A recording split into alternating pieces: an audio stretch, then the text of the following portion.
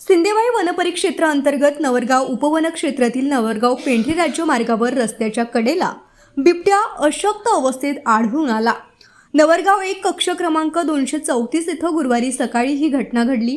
बिबट्याच्या शरीरावर जखमा असल्याचं दिसून आल्यानं नागरिकांनी घटनास्थळी गर्दी केली।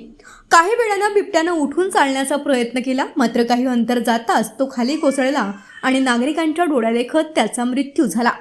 घटनेची माहिती मिळताच वन विभागाचे अधिकारी व कर्मचारी घटनास्थळी दाखल झाले।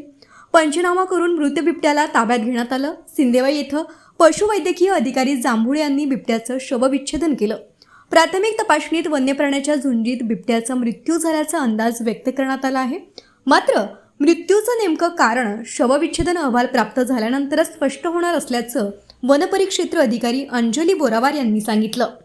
बिबट्याचं अंदाजे वय 3 वर्ष असल्याची माहिती असून वाहनाची धडक की वन्य प्राण्याची झुंज याबाबतचं गूढ कायम आहे।